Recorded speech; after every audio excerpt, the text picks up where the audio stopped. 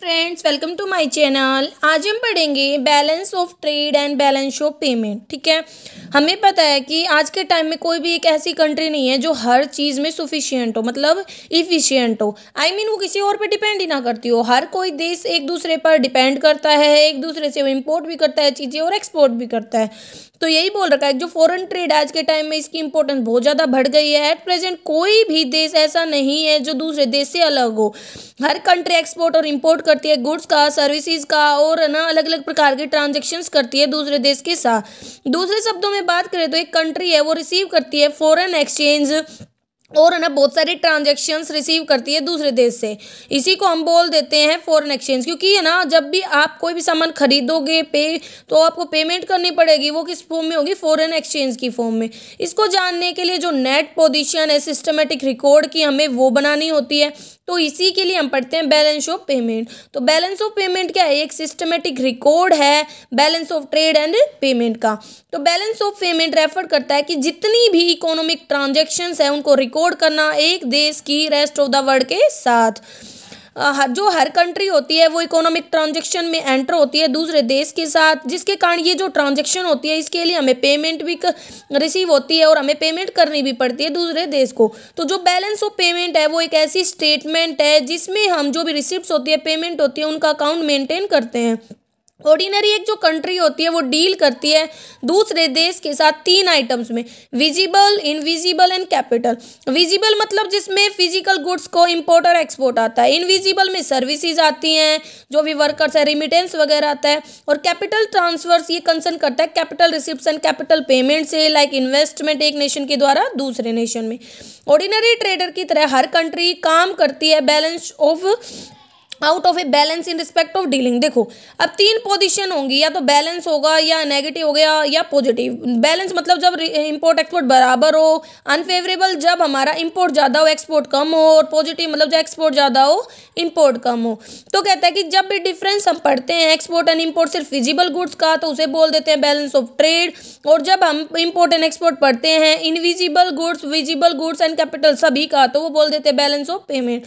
तो balance of payment क्या हुआ? ओवरऑल रिकॉर्ड हुआ सभी इकोनॉमिक ट्रांजैक्शंस का एक देश का एक गिवन पीरियड ऑफ टाइम में दूसरे देश के साथ। तो बैलेंस ऑफ पेमेंट का एक देश का एक सिस्टमेटिक रिकॉर्ड है सभी इकोनॉमिक ट्रांजैक्शंस का, इसके रेजिडेंट और जो दूसरे देश के रेजिडेंट है उनके साथ। तो एक डेफिनेशन है, आप याद कर सकते हो। उसके फीचर्स की बात करो तो वही है, सिस्टमेटिक रिकॉर्ड है रिसिप्ट्स एंड पेमेंट का। फिक्स पीरियड ऑफ टाइम के लिए हम एक स्टेटमेंट वगैरह बनाते हैं, यूजली एक साल होता है। कंप्रीहेंसिव होता है, इसमें सारे आइटम्स रिकॉर्ड होते हैं, visible, invisible, capital. Double entry system के अकॉर्डिंग जो रिसिप्ट्स और पेमेंट हम उनको रिकॉर्ड करके चलते हैं, मतलब डेबिट क्रेडिट नहीं पड़ा है हमने अकाउंट्स में। वैसे एडजस्टमेंट ऑफ डिफरेंसेस कहता है कि जो भी डिफरेंस आता है actual total receipts and payment में, उसके लिए हमें एडजस्टमेंट की जरूरत मतलब महसूस होती है। अगर अनफेवरेबल बैलेंस ऑफ पेमेंट है तो उसके अकॉर्डिंग हम फॉरेन लोन्स लेते हैं, फॉरेन इन्वेस्टमेंट को प्रमोट करते हैं, ताकि जो भी डिफरेंस है बैलेंस ऑफ पेमेंट में उसको पूरा कर सकें। सभी आइटम गवर्नमेंट और नॉन गवर्नमेंट वो सारे इंक्लूड होते हैं बैलेंस ऑफ पेमेंट में। बैलेंस ऑफ ट्रेड, दो मेन कॉन्सेप्ट्स हम पढ़ते हैं इंटरनेशनल ट्रांजैक्शंस में, balance of trade and balance of payment. Balance of trade एक ऐसा मैटर है जहाँ पे सिर्फ है ना हम कंसीडर करते हैं difference between value of import and export of visible physical goods, मतलब जिनको छू सकते हैं, देख सकते हैं। और बैलेंस ऑफ पेमेंट में सारे आते हैं, विजिबल हो चाहे इनविजिबल हो। तो सरप्लस और फेवरेबल मतलब जहाँ पे एक्सपोर्ट ज़्यादा है इंपोर्ट से, ठीक है, मतलब जहाँ पे टोटल वैल्यू ऑफ गुड्स जो एक्सपोर्ट किए जा रहे हैं वो ज्यादा है टोटल वैल्यू ऑफ गुड्स जो इंपोर्ट किए जा रहे हैं। डिफिशिएट जब इंपोर्ट ज्यादा हो एक्सपोर्ट, और इक्विलिब्रियम मतलब एक्सपोर्ट और इंपोर्ट बराबर हो। यहाँ पे एक एग्जांपल दे रखा है, ट्रेंड बता रखा है कि जो बैलेंस ऑफ ट्रेड है ये डिफरेंस हमें पता है टोटल एक्सपोर्ट विजिबल गुड्स का एंड इंपोर्ट। तो ये देखो अनफेवरेबल है, मतलब नेगेटिव है। तो हमारा जो बैलेंस ऑफ ट्रेड है यहाँ पे कंटिन्यूअसली नेगेटिव दिखा रखा है। आपको ये डाटा याद करने की जरूरत नहीं है, बस ये एग्जाम्पल के लिए। डिफरेंस क्या है balance of trade and balance of payment में? Balance of payment broad term है, क्योंकि बैलेंस ऑफ ट्रेड तो एक पार्ट है बैलेंस ऑफ पेमेंट का, इसीलिए नैरो है। बैलेंस ऑफ ट्रेड में इंपोर्ट एक्सपोर्ट आता है गुड्स का ही, जबकि बैलेंस ऑफ पेमेंट में हर प्रकार के आइटम आते हैं, गुड्स भी सर्विसेज भी। जो बैलेंस ऑफ ट्रेड अगर वो अनफेवरेबल है तो बैलेंस ऑफ पेमेंट क्या पता फेवरेबल हो, क्योंकि कैपिटल वगैरह की भी तो रिसीव्स होगी, इनविजिबल आइटम से भी तो रिसीव होगी। और ना अगर जो बैलेंस ऑफ ट्रेड है वो फेवरेबल है तो जरूरी नहीं है बैलेंस ऑफ पेमेंट फेवरेबल हो, ठीक है। और जो डिफिशिएट होगा बैलेंस ऑफ ट्रेड में वो पूरा किया जा सकता है बैलेंस ऑफ पेमेंट से, लेकिन बैलेंस ऑफ पेमेंट में अगर कोई डिफिशिएट होता है वो बैलेंस ऑफ ट्रेड से पूरा नहीं किया जा सकता। From the point of view of economic analysis, जो बैलेंस ऑफ पेमेंट होता है बहुत ज़्यादा सिग्निफिकेंट होता है बैलेंस ऑफ ट्रेड की कंपैरिजन में। हर कंट्री ध्यान में रखती है जो भी आइटम्स होते हैं बैलेंस ऑफ पेमेंट के, जब भी वो फॉरेन ट्रेड पॉलिसीज बनाती है। जो बैलेंस ऑफ पेमेंट होता है एक कंट्री का, वो बहुत ज़्यादा इंपैक्ट डालता है इसकी नेशनल इनकम, एम्प्लॉयमेंट वगैरह पे। अब स्ट्रक्चर की बारी, तो 3 आइटम आते हैं, 3 फॉर्म होते हैं, capital account, current account, capital account and overall balance of payment. तो करंट अकाउंट में आते हैं value of import and export of visible भी और इनविजिबल भी आइटम्स की। करंट अकाउंट ट्रांजैक्शन है ना, उनको हम बोल सकते हैं accounts of actual transaction of import and export of A goods and services. जो ये ट्रांजैक्शंस होती हैं ये डायरेक्ट इफेक्ट डालती है इनकम पे, आउटपुट पे, एम्प्लॉयमेंट पे एक कंट्री के। तो जो बैलेंस ऑफ पेमेंट है वो क्या होगा करंट अकाउंट पे, विजिबल प्लस इनविजिबल आइटम का export minus visible plus invisible item का इंपोर्ट। जो बैलेंस ऑफ पेमेंट है करंट अकाउंट पे वो बैलेंस भी हो सकता है, अनबैलेंस भी हो सकता है। अगर कहता है कि जो बैलेंस मतलब बैलेंस्ड होगा तो रिसिप्ट्स और पेमेंट है वो हमारी इक्वल होंगी, अनबैलेंस होगा तो या तो डिफिशिएट होगा या सरप्लस होगा। अब है कैपिटल अकाउंट, तो कैपिटल अकाउंट में रेफर करते हैं फाइनेंशियल ट्रांजैक्शन, ये इंक्लूड करती हैं फॉरेन इन्वेस्टमेंट, एक्सटर्नल लोन वगैरह। हर प्रकार के जो शॉर्ट टर्म और long term internal capital transfer हैं, फॉरेन डेब्ट्स हैं, फॉरेन इन्वेस्टमेंट वगैरह हैं, वो सब इसमें आती हैं। जितनी भी ट्रांजैक्शन है कैपिटल अकाउंट में वो फाइनेंशियल ट्रांसफर से रिलेटेड है, मतलब 2 देशों के बीच में, between our country and foreign countries. Overall balance of payment, जो टोटल होता है कंट्री के बैलेंस ऑफ पेमेंट का, current account and capital account, उसे ही हम बोल देते हैं ओवरऑल बैलेंस ऑफ पेमेंट। अब बात आती है कि जो फेवरेबल और अनफेवरेबल बैलेंस ऑफ पेमेंट, ये रेफर करते हैं फेवरेबल और unfavourable balance of payment current account पे।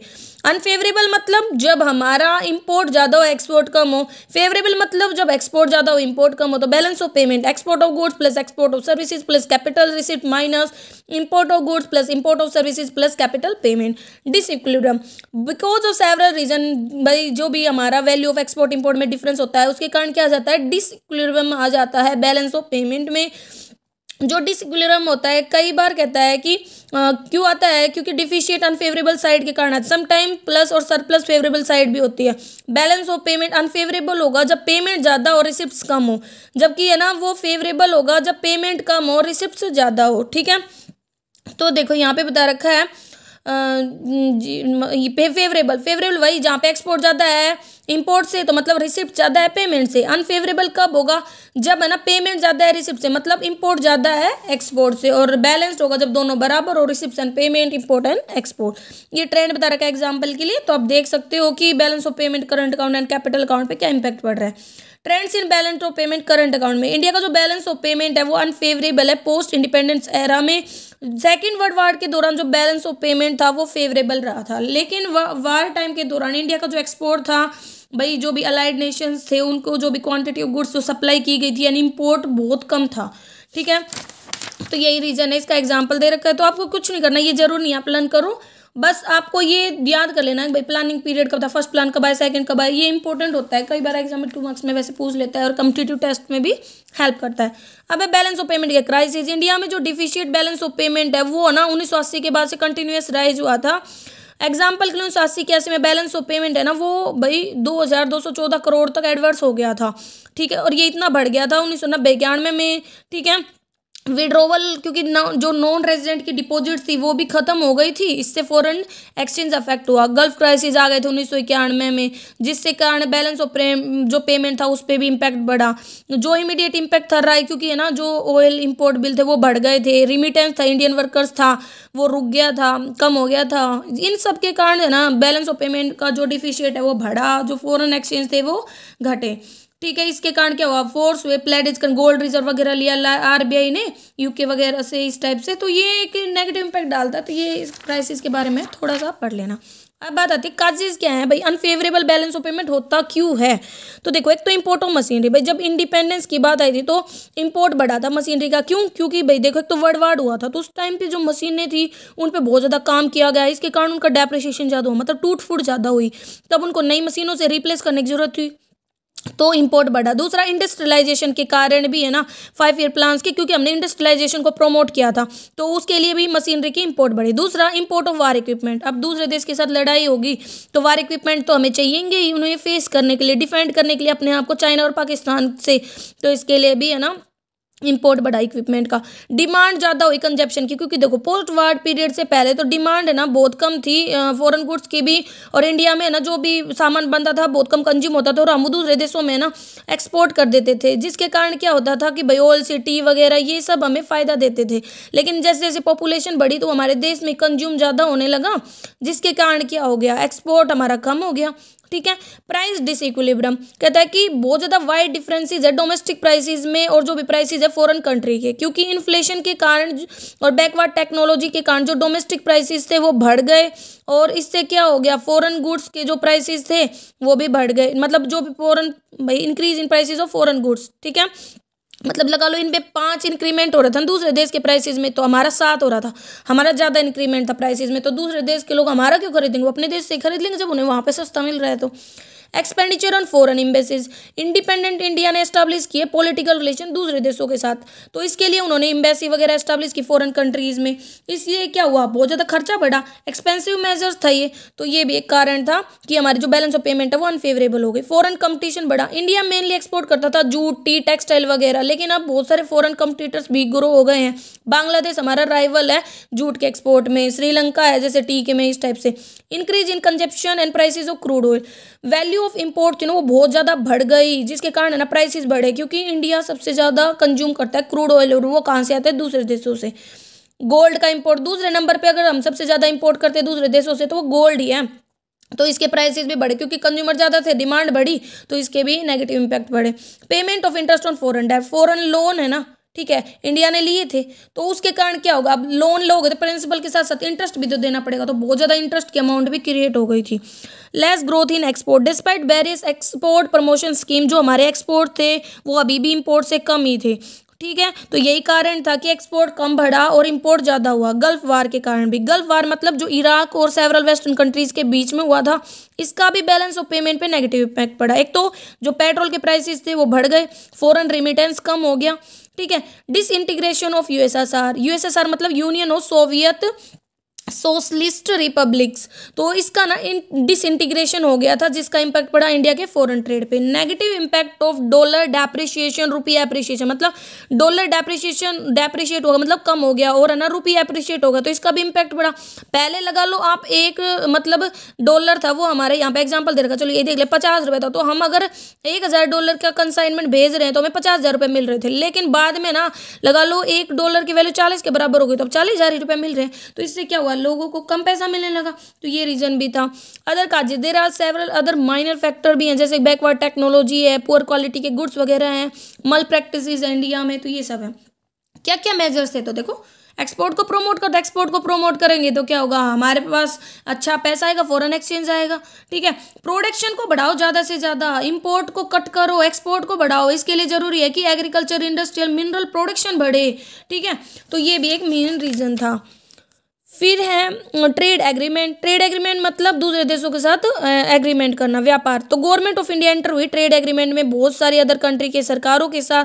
जो फॉरेन ट्रेड डेलीगेट्स थे वो हमारे देश में इससे अच्छे रिलेशंस बने। ठीक है, जैसे कि एक 15 अप्रैल 1994 को इंडिया ने गैट को साइन किया था 124 देशों के साथ। गैट मतलब journal agreement on tariff and trade. ठीक है, क्या होता है कि कुछ स्पेशल देशों के साथ अच्छे रिलेशन होते हैं तो ना उन टैरिफ वगैरह नहीं लगता, तो वो इंपोर्ट आराम से कर लेते हैं हमारे देश से, एक्सपोर्ट भी हमारे देश से आसानी से लेंगे। तो सार्क नेशन, ठीक है, सार्क नेशन मतलब south Asian association for regional cooperation, इनके साथ भी यही हुआ। इनकोरेजमेंट टू फॉरेन इन्वेस्टमेंट, जो फॉरेन इंडस्ट्रीज थी, मल्टीनेशनल कॉरपोरेशन थी, उनको इनकोरेज किया गया कि वो इन्वेस्ट करें इंडिया में। स्पेशल फैसिलिटीज़ दी गई उन्हें कि ना दूसरे देश का पैसा हमारे देश में आए। इनफ्लो को इंक्रीज किया गया फॉरेन एक्सचेंज के देश में। ठीक है, अट्रैक्ट करो फॉरेन टूरिस्ट को भी, अच्छे अच्छे पिकनिक स्पॉट बनाओ ताकि जो दूसरे देश के लोग हमारे देश में आए, पैसा खर्च करें। ठीक है, डिवैल्यूएशन ऑफ इंडियन करेंसी की लोअर कर दो वैल्यू डोमेस्टिक करेंसी की फॉरेन करेंसी के कंपैरिजन में, इसे बोलते हैं डिवैल्यूएशन। मतलब एक टाइप से कहें तो जो भी काजेज थे उसका उल्टा कर दो, वही मेजर्स है डिफ्लेशन। मतलब जो प्राइसेस है जो भी प्रोड्यूस किए जा रहे गुड्स में उसको कम कर दो, ताकि जो फॉरेनर्स है वो हमारे देश से एक्सपोर्ट कर मतलब सामान खरीद पाएँ चीपर प्राइसेस पे। और नॉन एसेंशियल जो भी जिन चीज़ों की रिक्वायरमेंट ज़्यादा नहीं है, लग्जरीज वगैरह आइटम है, उनके इंपोर्ट पर रोक लगाओ, लाइसेंस ही ना दो। ठीक है, तो यही है कि भाई लाइसेंस दो सिर्फ एसेंशियल गुड्स के लिए, गोल्ड वगैरह के इंपोर्ट को रोको, कम से कम करो। इंपोर्ट सब्स्टिट्यूशन मतलब इंपॉर्टेंट रोल प्ले करता है, क्या कि क्योंकि इसमें क्या होता है कि जो टोटल या पार्शियल रिप्लेसमेंट कर देते हैं हम इंपोर्टेड गुड्स को डोमेस्टिक प्रोडक्ट के साथ। जैसे सेम काम हुआ, अब हम दूसरे देश से ना मंगा के हमारे देश का ही गुड्स कंज्यूम करने लग जाएं। स्पेशल इकोनॉमिक जोन बनाओ, स्पेशल इकोनॉमिक जोन को बूस्ट करो, एक्सपोर्ट को बूस्ट करो इन एरियाज से। तो कहते हैं ये जो जोन होते हैं यहाँ पे infrastructure of international quality setup करो। ठीक है, यूनिट्स होती हैं स्पेशल इकोनॉमिक जोन में, वो कंटिन्यू इनकम टैक्स पे छूट दो, एक्सेप्शन दो कस्टम ड्यूटी वगैरह से। क्रूड ऑयल का कम से कम कंजप्शन करो, गोल्ड का कम से कम कंजप्शन करो, लोगों को बताओ कि सेविंग के और भी तरीके होते हैं, बैंक में डिपॉजिट करवाओ, कॉर्पोरेट सिक्योरिटी लो, गवर्नमेंट बॉन्ड्स वगैरह लो। तो ये बहुत सारे मेजर्स हो सकते हैं। ठीक है, मैंने थोड़ा स्पीडली करवाया है, अगर फिर भी कोई कन्फ्यूजन तो आप कमेंट करके पूछ सकते हैं। Thank you.